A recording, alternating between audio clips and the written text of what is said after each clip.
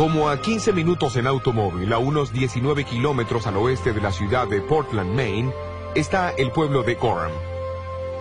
Al norte del pueblo está Fort Hill, y fue aquí que las mellizas Elena e Isabel nacieron. Sus padres, Roberto y Eunice Harmon. Los Harmon eran metodistas devotos con 8 hijos para cuidar. Aunque su casa ya no existe hoy, esta marca indica su lugar aproximado.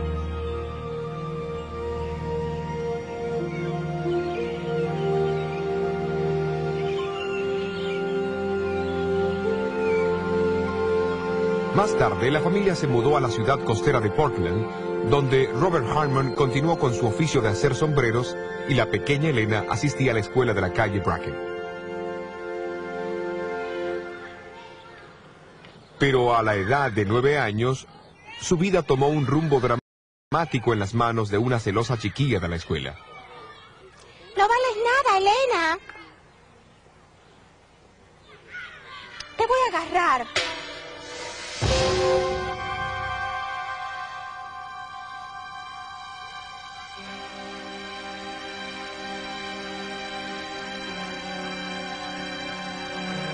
Elena fue llevada a su casa en la calle Clark, donde luego descubrieron que su nariz estaba fracturada y todas las facciones de su rostro habían cambiado. Permaneció en estado de coma por 3 semanas.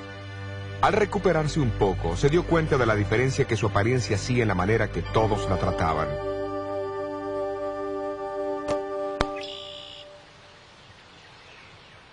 Elena Harmon trató de regresar a la escuela varias veces, pero los resultados del accidente casi la imposibilitaron estudiar y retener lo que aprendía. Su mano temblaba tanto que no podía mejorar su caligrafía y con gran disgusto finalmente abandonó todo esfuerzo para recibir una educación formal. Durante ese periodo de soledad y desánimo, pasó muchas horas placenteras aquí en el bosque de Deering Oaks.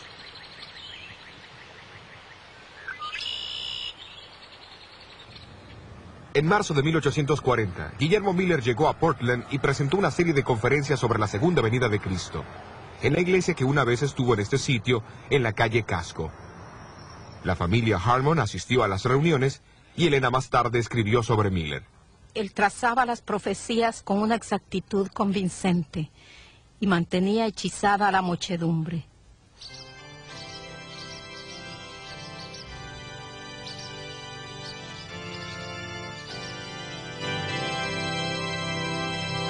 En junio de 1842, Elena Harmon y otros 11 fueron bautizados y recibidos en la iglesia metodista que antes se encontraba cerca de esta iglesia metodista en la calle Chestnut. Pero su experiencia cristiana se entremezcló en momentos de desaliento. Sin embargo, la segunda visita de Miller a Portland confirmó su confianza en la segunda venida de Cristo, una confianza que compartió fervorosamente. No obstante, la aceptación de las enseñanzas de Miller por parte de los Harmon no obtuvo la aprobación de su iglesia. Aquí está el registro de la Junta Administrativa que se celebró en septiembre de 1843. El pastor se levantó y declaró que Roberto Harmon y su familia, incluyendo Elena Harmon, había apelado la resolución del comité que los había expulsado de la iglesia. Fue votado de común acuerdo mantener la decisión del comité en relación con su expulsión. Elena Harmon a menudo dijo que el año de 1844 fue el más feliz de su vida. Pero con decenas de miles de otros, la familia Harmon sufrió terriblemente cuando Jesús no vino el 22 de octubre.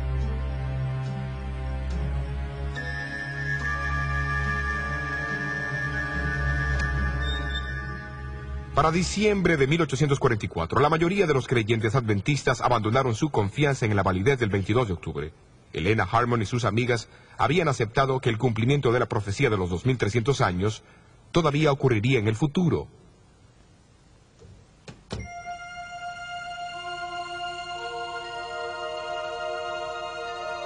Fue en ese mismo mes que Elena recibió algunas de las casi 2000 visiones y sueños proféticos que Dios le daría en los próximos 70 años.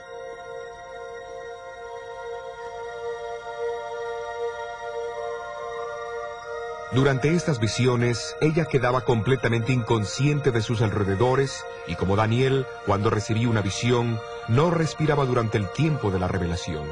Las visiones variaban en duración, de muy corto tiempo hasta casi 4 horas.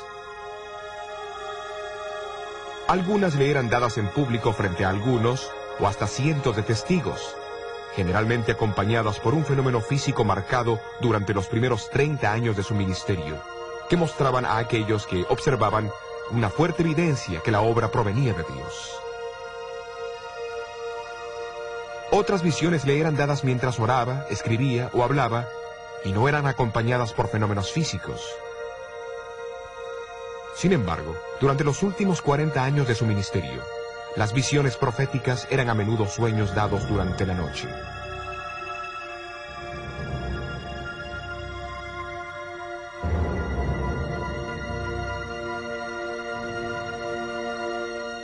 J.N. Loughborough, un pionero de la iglesia, pudo ver a Helena teniendo visiones públicas más de 50 veces. Él escribió que al comienzo de la visión la palabra gloria era repetida 3 veces, pero cada vez con más debilidad.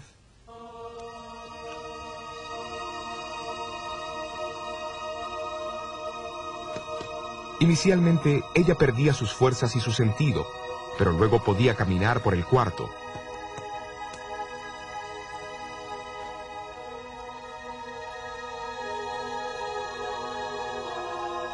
A veces hacía gestos con sus brazos y manos, aunque los presentes no podían moverlos de ninguna manera.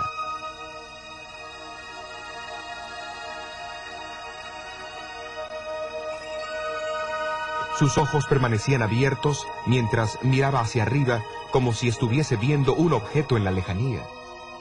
Aunque no respiraba, su pulso era regular y los colores de su rostro permanecían normales. Al final de la visión, parecía que sus alrededores estaban completamente oscuros.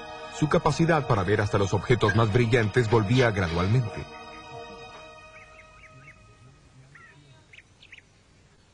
Justamente antes de su primera visión en diciembre de 1844, la salud de Helena empeoró rápidamente. Parecía que la tuberculosis iba a terminar con su vida. En esta condición, ella respondió a una invitación de una amiga allegada, la señora Isabel Haynes, para visitarla a su casa, que quedaba al otro lado del puente en el sur de Portland.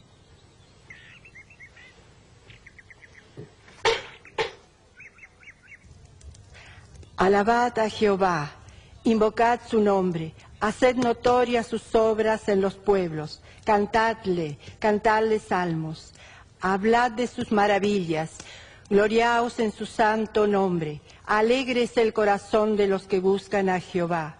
Arrodillémonos para orar.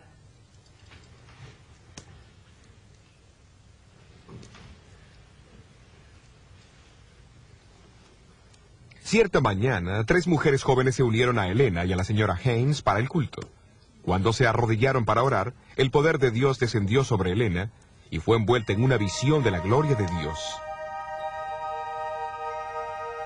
Experimentó la sensación de ascender más y más sobre la tierra. Se dio vuelta para buscar al pueblo adventista del mundo, pero no pudo encontrarlo.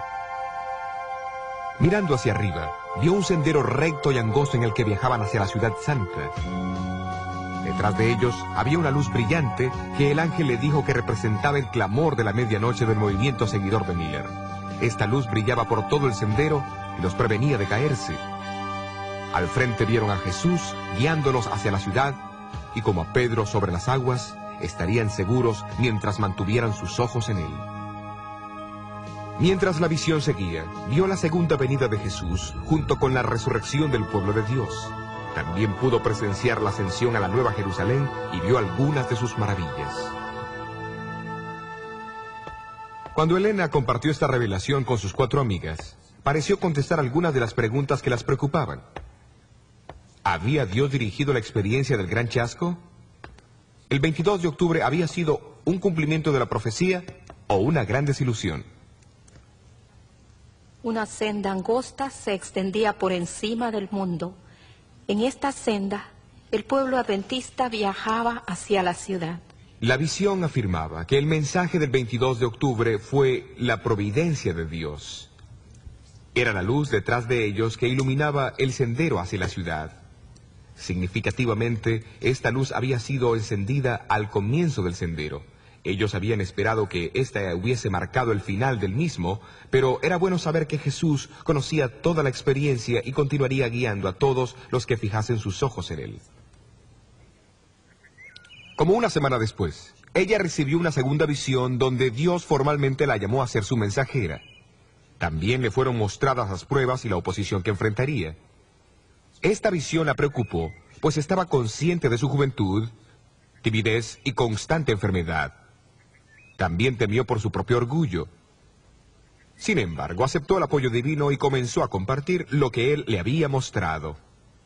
En eso, abrí mis ojos y vi un sendero recto y angosto, trazado por encima del mundo. Entre aquellos que la escucharon en 1845 Por este sendero, estaba los Guillermo Foy. adventistas viajaban hacia la ciudad que se encontraba al final del sendero.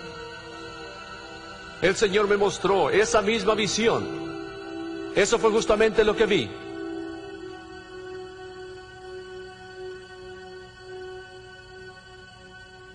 Durante la descripción de 2 horas de Elena, Guillermo Foy confirmó repetidas veces su visión.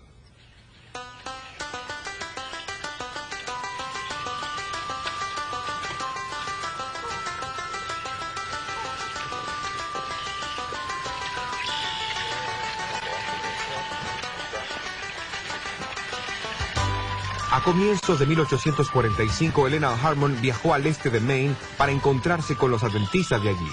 En febrero, mientras visitaba Exeter, recibió una visión significativa. Fue una visión del santuario celestial, donde vio al Padre levantarse del trono y entrar al lugar santísimo. Jesús lo siguió y se presentó ante él como un gran sumo sacerdote para recibir su reino.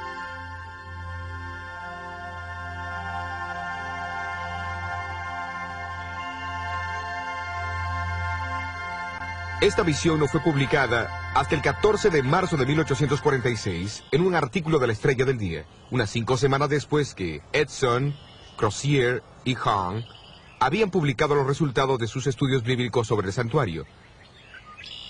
De manera sobresaliente, esta visión confirmó la explicación que ellos encontraron en los meses siguientes al 22 de octubre de 1844. Esta es una ilustración significativa de la relación que existe entre el don profético y el estudio de las Escrituras. El don no fue un sustituto para el estudio de la Biblia. Tampoco se obtuvieron las enseñanzas de la Iglesia de las visiones, sino que las visiones confirmaban los resultados del estudio bíblico. Una ilustración más amplia de esto se puede encontrar en conexión con la observancia del séptimo día sábado. A comienzos de 1846, Elena Harmon conoció a José Bates. Bates había comenzado recientemente a guardar el séptimo día sábado y compartía su entusiasmo con todos los que lo escuchaban. Pero Elena escribió sobre él. Veo que es un verdadero caballero cristiano. Es cortés y es amable, pero siento que se equivoca al detenerse más en el 4º mandamiento que en los otros 9. En agosto de 1846, Bates publicó su folleto de 48 páginas, El séptimo día sábado, una señal perpetua, donde denotaba las razones bíblicas para su observancia. Padre, oramos para que tu Espíritu permanezca con nosotros mientras estudiamos tu santa palabra. Pedimos que nos acerques más a El 30 de agosto de 1846, Elena Harmon se casó con un joven predicador seguidor de Miller, Jaime White. Poco después del casamiento, Jaime y Elena White estudiaron el folleto de Bates, compararon su contenido en las Escrituras y comenzaron a observar el séptimo día sábado y a enseñarlo a otros. Para ese entonces, había alrededor de 50 guardadores del sábado en Nueva Inglaterra y en el estado de Nueva York. Acuérdate del día de reposo para santificarlo. Algunos meses más tarde, ellos fueron a la casa de Stockbridge Holland, un adventista y exitoso ingeniero civil en Topsham, Maine. Fue aquí a comienzos de abril donde Elena White recibió otra visión del santuario celestial. Después de ver el lugar santo, pasó al lugar del santuario. Allí vio los 10 mandamientos con una silueta de luz enfocada en el 4º mandamiento. Jaime y Elena White ya habían aceptado el sábado, ante la evidencia bíblica. Sin embargo, la visión del 3 de abril de 1847, dada unos meses después que ellos comenzaron a observarlo, confirmó su decisión y los impresionó de su importancia.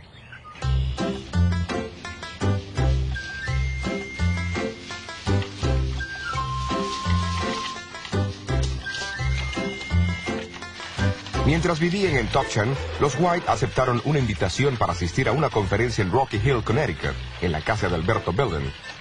Esta conferencia fue más tarde identificada por Jaime White como la primera reunión general de los adventistas del séptimo día, aunque todavía no habían adoptado ese nombre.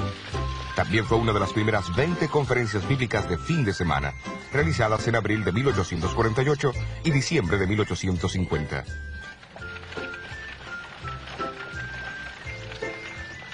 Fue durante estas reuniones cuando las enseñanzas principales de la Iglesia Adventista del Séptimo Día tomaron forma, usando los mismos métodos de Lutero en la dieta de Worms: escritura, razón y conciencia.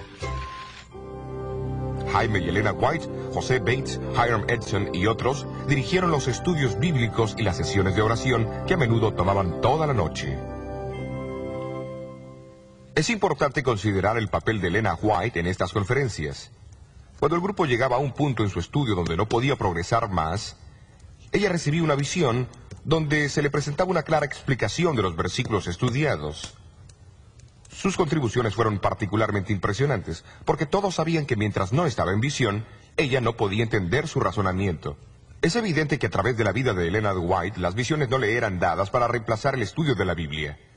A fines de 1888 escribió: Dios quiere que vayamos a la Biblia para conseguir la evidencia de las Escrituras.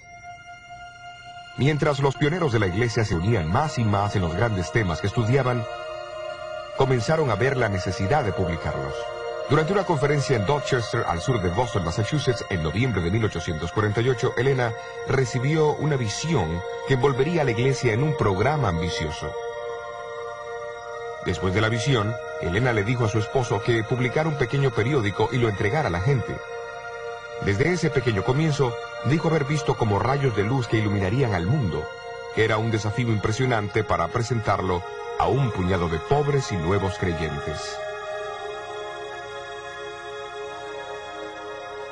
Al siguiente año, en 1849, este pequeño periódico, La Verdad Presente, fue publicado en Connecticut.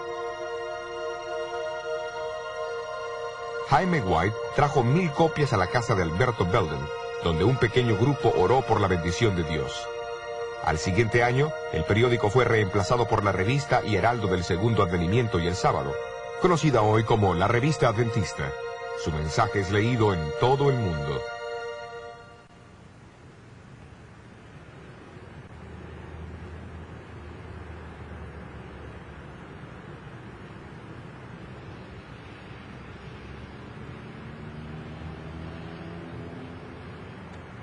En 1875, los White estaban aquí en Battle Creek, Michigan, para asistir a un instituto bíblico y a la dedicación del primer colegio de la iglesia. Poco antes de la dedicación, Elena cayó muy enferma con una gripe maligna. Temiendo por su vida, algunos de los líderes de la iglesia se reunieron para orar. Mientras oraban, Elena no solo fue curada, sino que recibió una visión de 10 minutos. En esta visión vio al mundo envuelto en tinieblas. Luego, a través de la oscuridad, vio rayos de luz que brillaban más y más, iluminando otras luces hasta que todo el mundo estaba iluminado.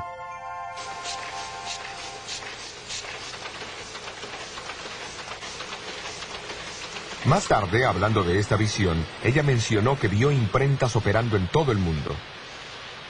En ese entonces, la iglesia tenía una sola imprenta en Battle Creek. Intrigado, Jaime White la interrumpió y le preguntó si se acordaba de los nombres de los países donde había visto esas imprentas trabajando. No sé los nombres, pero si alguna vez los veo, los reconocería. Oh, recuerdo uno. El ángel dijo Australia.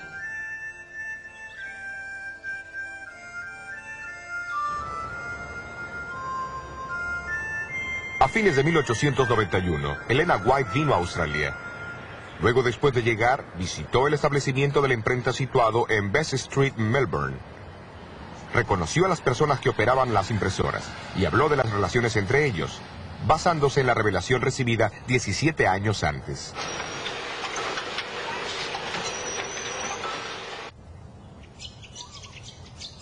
Sin embargo, el don de profecía no solo fue dado para guiar el trabajo de la iglesia y ampliar su visión.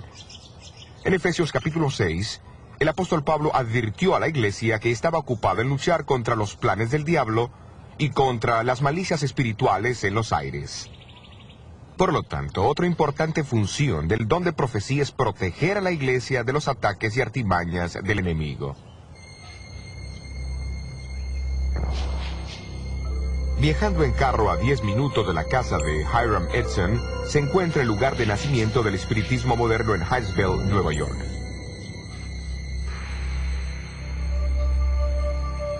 Fue aquí el 31 de marzo de 1848 que la familia Fox escuchó golpeteos misteriosos por primera vez. Luego se estableció una comunicación con la inteligencia que causaba tales ruidos. Supuestamente era el espíritu de un vendedor ambulante que había sido asesinado aquí años antes. Más tarde, en 1848, las primeras demostraciones públicas de esos golpeteos fueron dados en Rochester, Nueva York. Con el pasar de una década, los periódicos estimaron que los creyentes de las manifestaciones espiritistas eran más de 1 millón, con un número de 40,000 mediums solo en los Estados Unidos. Elena White fue advertida en contra de esos golpeteos en una visión que tuvo en 1849.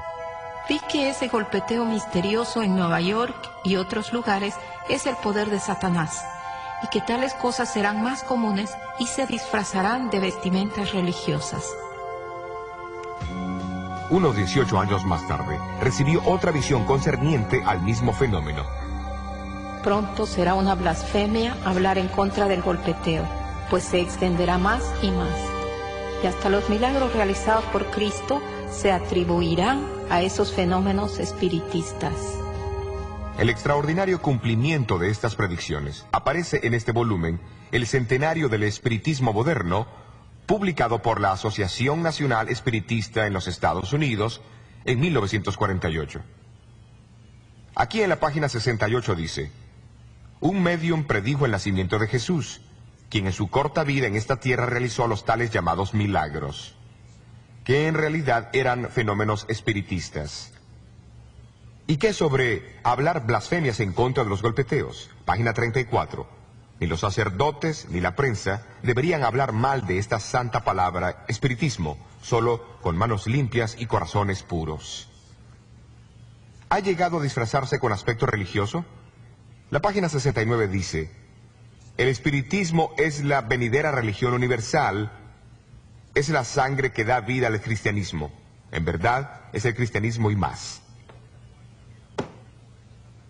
Elena White también habló sobre el poder que Satanás tendría de mostrarnos la apariencia de las supuestas figuras de amigos o parientes que sabemos que están muertos. El libro de J.B. Philip, El clamor de la verdad, testimonio de un intérprete, el renombrado intérprete del Nuevo Testamento, cuenta sobre su reunión con el famoso escritor cristiano C.S. Lewis. Lo notable de esta reunión es que ocurrió pocos días después de la muerte de Lewis. Cuando Philip compartió esta experiencia con un obispo, este le dijo que eso ocurriría a menudo.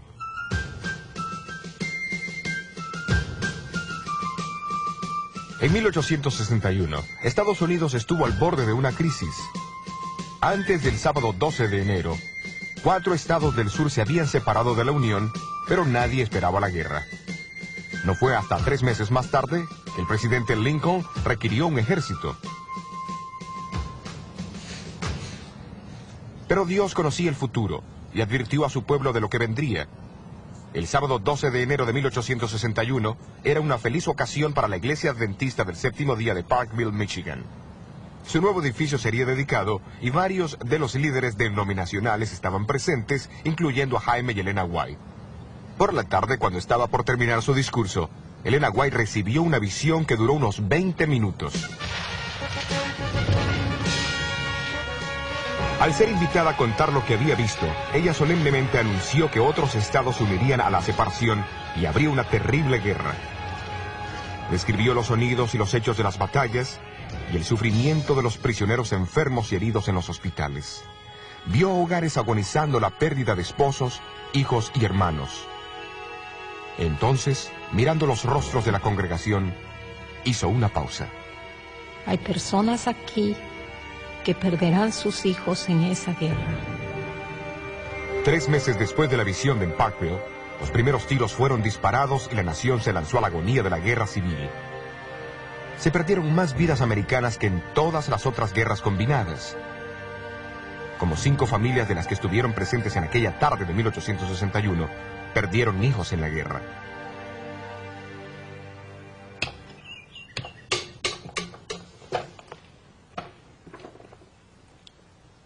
Apocalipsis 12:17 identifica el testimonio de Jesús como una de las 2 características distintivas del pueblo de Dios antes de la segunda venida de Cristo.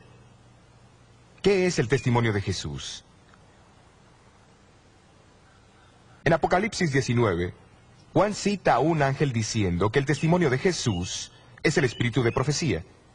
Y en Apocalipsis 1, Juan explica lo que él describe como profeta es un mensaje proveniente de Dios a través de Jesucristo dado por su ángel. Y así las palabras de un profeta son llamadas el testimonio de Jesús porque provienen de Jesús y no del profeta.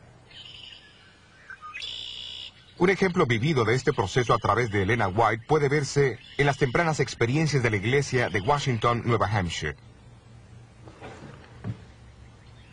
Fue aquí, en 1844, donde Guillermo Farnsworth declaró su intención de guardar el 7º día sábado, y aquí se estableció una congregación guardadora del sábado. Pero en los años que siguieron, algunos del grupo comenzaron a perder su fe. El mismo Guillermo Farnsworth volvió a usar tabaco, y otros miembros de mayor edad se volvieron cínicos y criticones. Esto desanimó a varios jóvenes de la iglesia. Se necesitaba algo urgente para restaurar la unidad y la fe de la iglesia.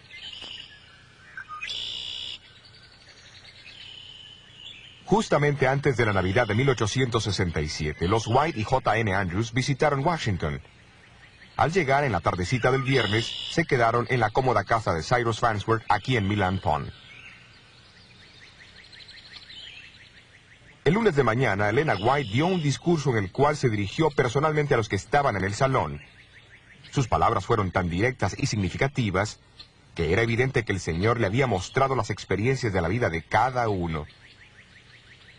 En el grupo se encontraba un joven de 19 años, Eugenio Farnsworth, uno de los 22 hijos de Guillermo Farnsworth. Él sabía lo que los otros no sabían, que su padre había vuelto a usar tabaco. Si es una mensajera de Dios, pensó para sí, ella sabrá lo de mi padre. Poco después, la señora White se dirigió a Guillermo y le dijo que había visto en visión que él era un esclavo del tabaco, y dijo que él estaba tratando de engañar a todos diciendo que había abandonado el vicio. Eugenio Farnsworth se dio cuenta que estaba presenciando el don profético en acción. Después que Elena terminó de hablar, todos los concurrentes testificaron a favor de las verdades reveladas a ella. Con arrepentimiento, rededicaron sus vidas a Dios. 18 jóvenes también se entregaron a Cristo. 9 de los 18 llegaron más tarde a ser obreros de la iglesia, y entre ellos estaba Eugenio Farnsworth. Él sirvió como evangelista y administrador de la iglesia en los Estados Unidos, Australia, Nueva Zelanda e Inglaterra.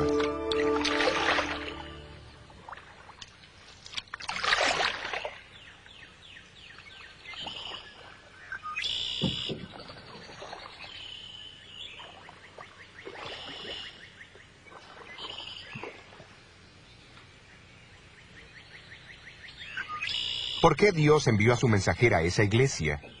¿Por qué Dios ha dado el testimonio de Jesús o el espíritu de profecía a su pueblo remanente? La respuesta a ambas preguntas es la misma. La respuesta del Antiguo Testamento se encuentra en 2 Crónicas 36:15. Porque Dios tiene compasión de su pueblo. El Nuevo Testamento lo explica aún más claro en Efesios 4:12-13.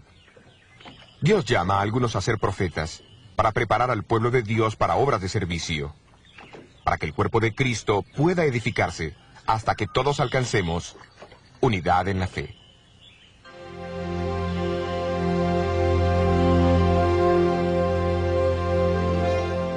Elena Goldwhite, esposa, madre, escritora y mensajera de Dios. Elegida aunque era la más débil de los débiles, llegó a ser una torre fuerte para un pueblo llamado por Dios en los últimos días de la historia de este mundo. La Iglesia Adventista del Séptimo Día.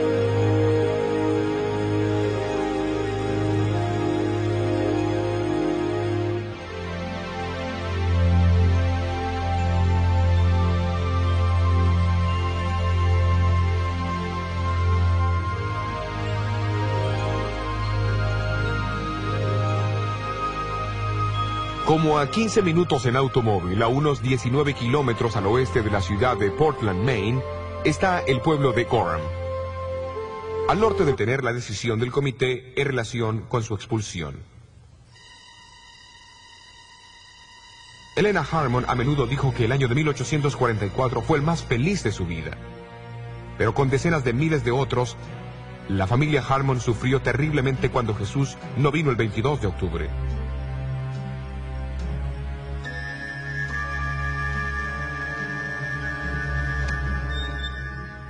Para diciembre de 1844, la mayoría de los creyentes adventistas abandonaron su confianza en la validez del 22 de octubre.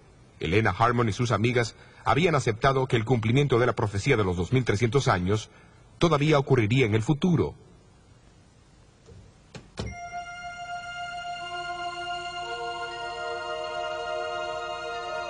Fue en ese mismo mes que Elena recibió algunas de las casi 2000 visiones y sueños proféticos que Dios le daría en los próximos 70 años.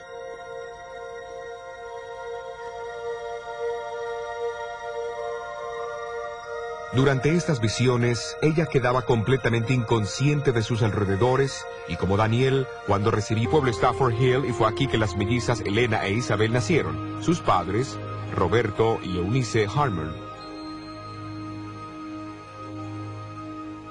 Los Harmon eran metodistas devotos con 8 hijos para cuidar.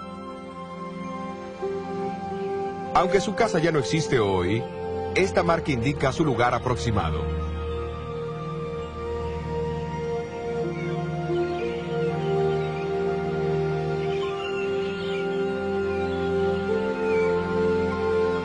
Más tarde, la familia se mudó a la ciudad costera de Portland, donde Robert Harmon continuó con su oficio de hacer sombreros y la pequeña Elena asistía a la escuela de la calle Brackett.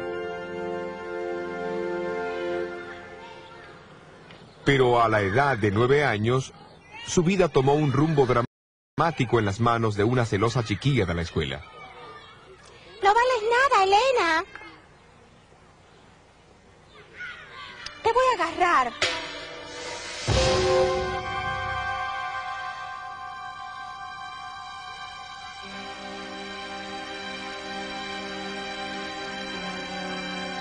profecías con una exactitud convincente y mantenía hechizada a la muchedumbre.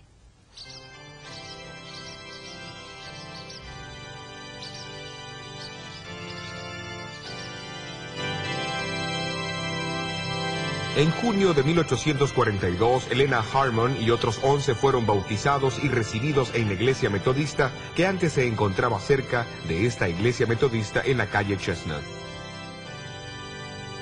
Pero su experiencia cristiana se entremezcló en momentos de desaliento. Sin embargo, la segunda visita de Miller a Portland confirmó su confianza en la segunda venida de Cristo, una confianza que compartió fervorosamente. No obstante, la aceptación de las enseñanzas de Miller por parte de los Harmon no obtuvo la aprobación de su iglesia. Aquí está el registro de la Junta Administrativa que se celebró en septiembre de 1843. El pastor se levantó y declaró que Roberto Harmon y su familia, incluyendo Helena Harmon, había apelado la resolución del comité que los había expulsado de la iglesia. Fue votado de común acuerdo. Helena fue llevada a su casa en la calle Clark, donde luego descubrieron que su nariz estaba fracturada y todas las facciones de su rostro habían cambiado. Permaneció en estado de coma por 3 semanas. Al recuperarse un poco, se dio cuenta de la diferencia que su apariencia hacía en la manera que todos la trataban.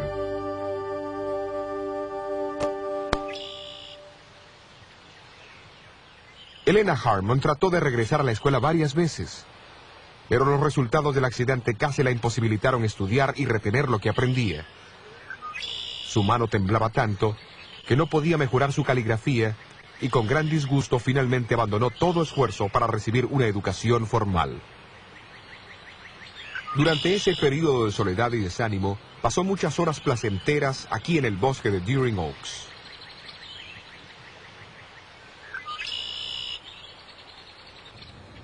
En marzo de 1840, Guillermo Miller llegó a Portland y presentó una serie de conferencias sobre la segunda venida de Cristo, en la iglesia que una vez estuvo en este sitio, en la calle Casco. La familia Harmon asistió a las reuniones y Helena más tarde escribió sobre Miller. Él trazaba las